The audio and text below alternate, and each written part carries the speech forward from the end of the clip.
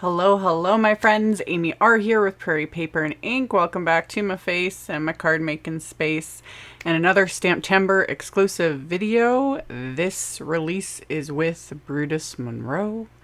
Very highly anticipated. Always one of my favorite sets for the STAMPtember collabs. For those not aware, many brands partner with Simon Says Stamp during the month of STAMPtember to release exclusive limited edition sets that are only available at Simon Says Stamp while supplies last. They're one and done. When they sell out, they're not restocked. However, all of the brands have tons of products, stamps, dyes. In Brutus Monroe's case, there's stencils and pastes and cleaners and a million things.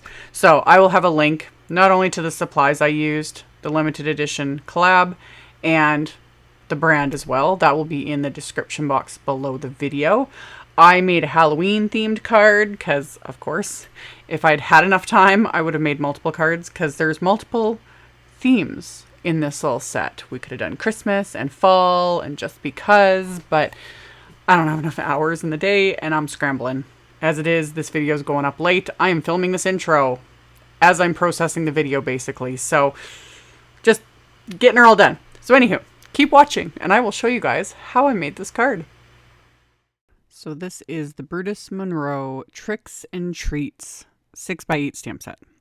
And like I said, I of course went with the Halloween images, but there's a cute little like Christmas themed topper. There's a fall themed topper. There's just the plain icing topper, so you could do like birthday, etc.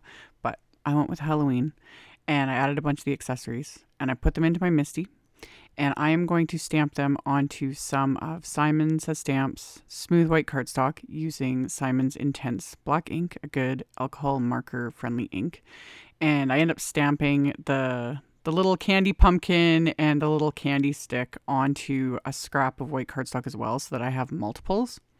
So after I have these stamped, I'm going to color them in with my Spectrum Noir TriBlends. And right this minute, this is real time coloring.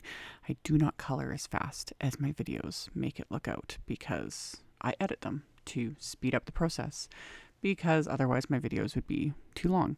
And for those curious, I actually provide real-time coloring videos for my Patreon supporters. So they get to see it in real time while I mutter and rant and whatever other things I decide to yap about.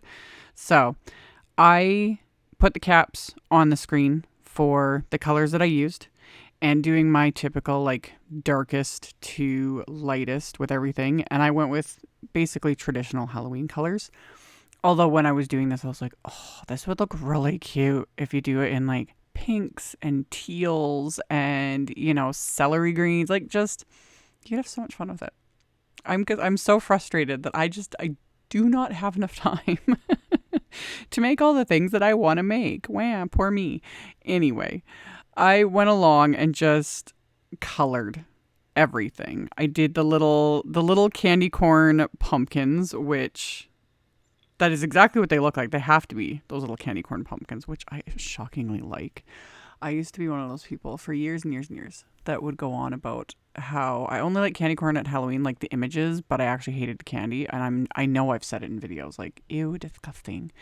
And then I got introduced to the concept of mixing candy corn with salted roasted peanuts, and oh, yum, best snack ever. Anyway, these little candy corn type pumpkins, same thing. I usually get a bag of those and a bag of candy corn and then the good salted roasted peanuts, mix them all together, and life is good. So I just went along coloring all of these images with these Spectrum Noir markers. And like I always say, do these compare to Copics? Not really. They're decent, but nothing really compares to Copics. I'll say that with a caveat that Olos most likely are the closest comparison per se, but I haven't had a chance to try them. So these are, the Spectrum are just much more affordable price point.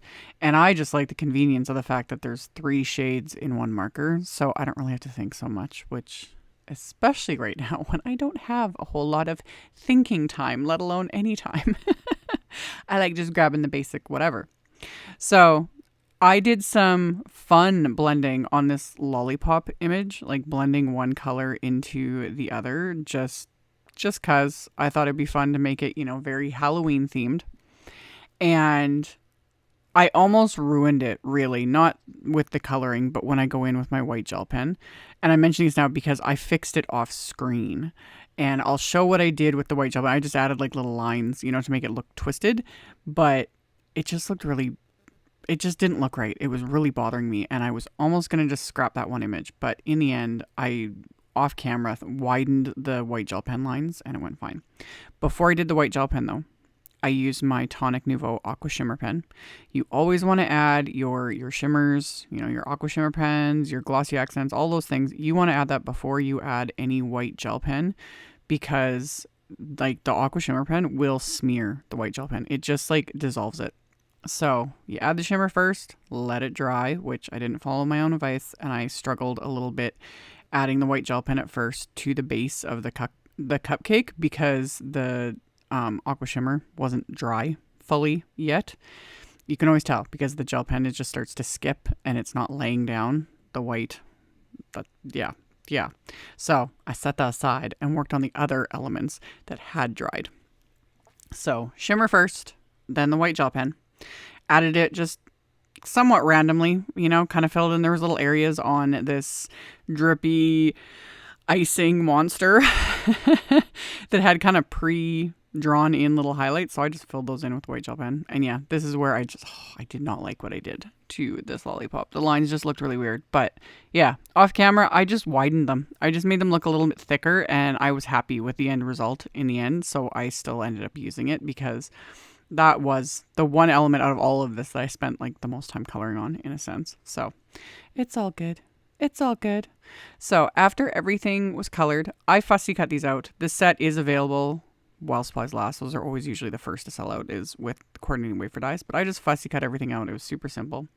For my background, I pulled out Simon's Gothic Halloween background stamp. I forget when this came out. It's been out for a while.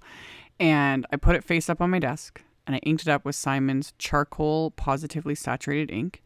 And I pressed a piece of Simon's smoke gray cardstock into it. So that'll like create or start to create my background because of course I'm going to add more to it. So stamp that onto that cardstock and then I cleaned off the stamp.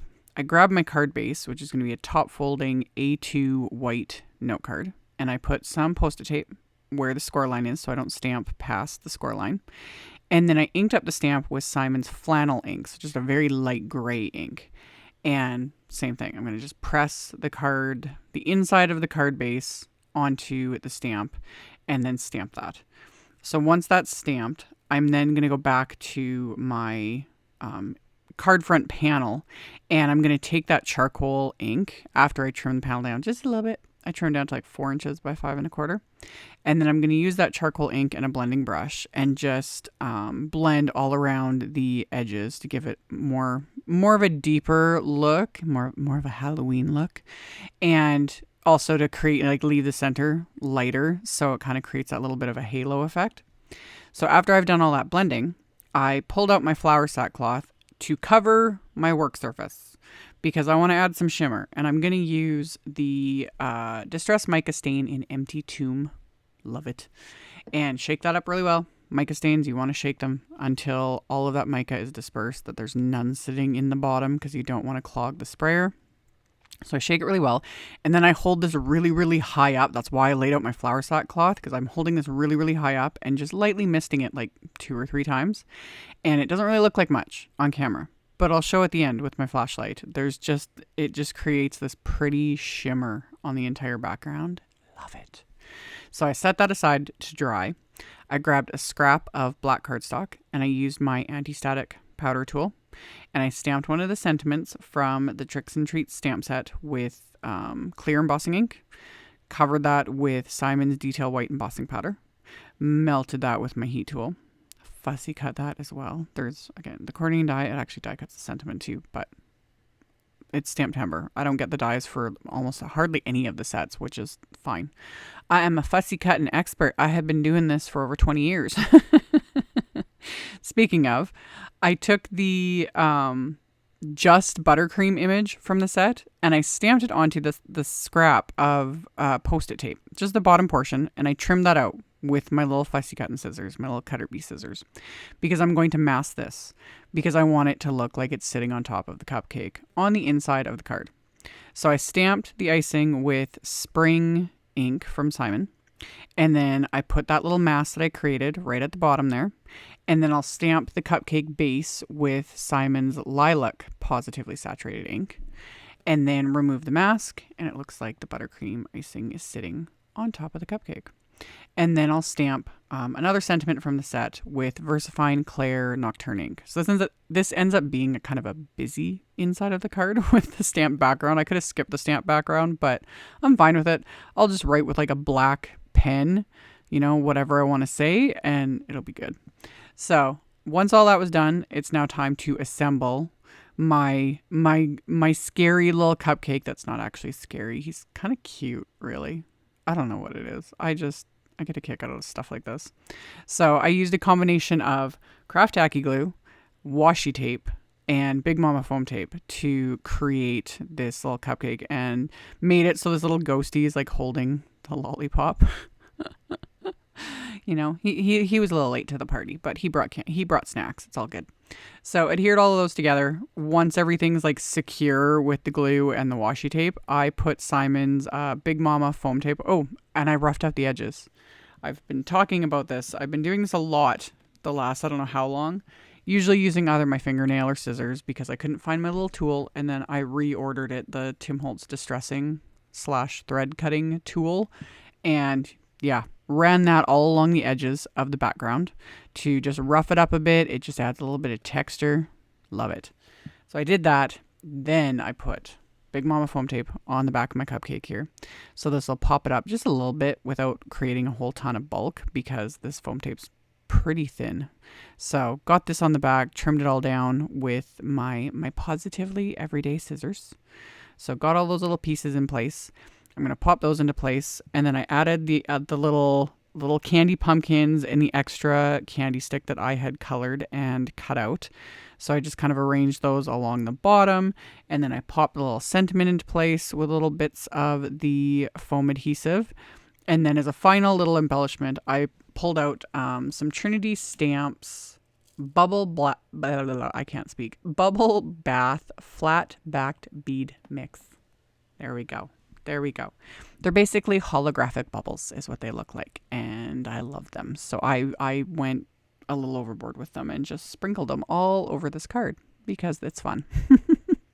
So once I was happy with the placement, I adhered these into place with dabs of craft tacky glue.